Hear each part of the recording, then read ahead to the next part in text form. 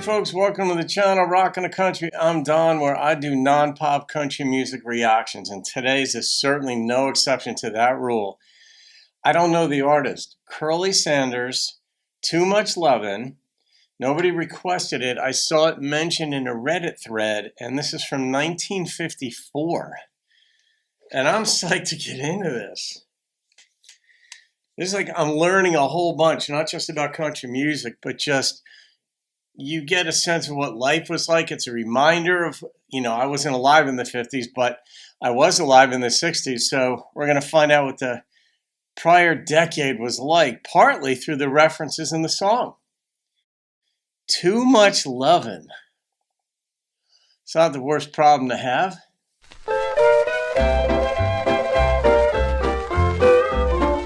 Standard country bass. Look at women keep a creeping up on me. They throw their arms around my neck and kiss me tenderly.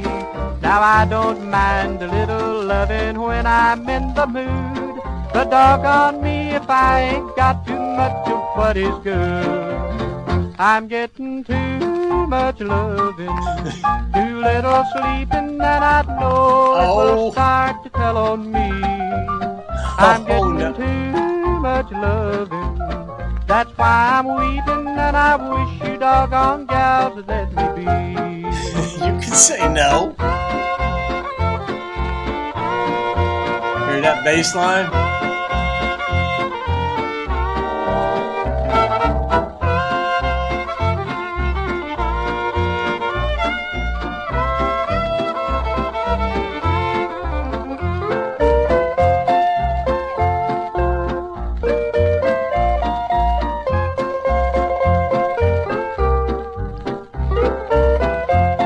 I don't know how big Curley was, but that's a great first name.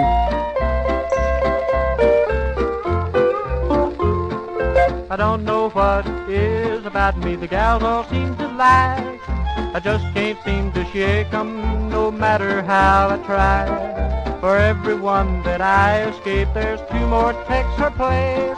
And everywhere I turn, I see another pretty face. I'm getting too much loving, too little sleeping, and I know it will start to tell on me. I'm getting too much loving, that's why I'm weeping, and I wish you doggone girls would let me be. Nice humble brag. Nice humble brag. I'm so tired. Why? Because the women won't leave me be. They're loving me, and what I said in the beginning about what you learn about prior generations. Now, I was in the 60s, and it got a little ruckus in the late 60s and certainly the 70s. The free love and all this kind of stuff, Woodstock and whatnot. But it was far more conservative previously. And this was a veiled way of saying he's getting all these women. He's sleeping with them a lot. So much so it's going to show up on his face. It'll tell on him. But he didn't say he was married. He didn't say he was cheating. You could just say this was an artist. If he was referring to himself or if it was just a mythical character, it doesn't matter. But the humble brag was there is that they all love me. They think I'm good looking. They put their arms around me. Every time I get rid of one, there's two more.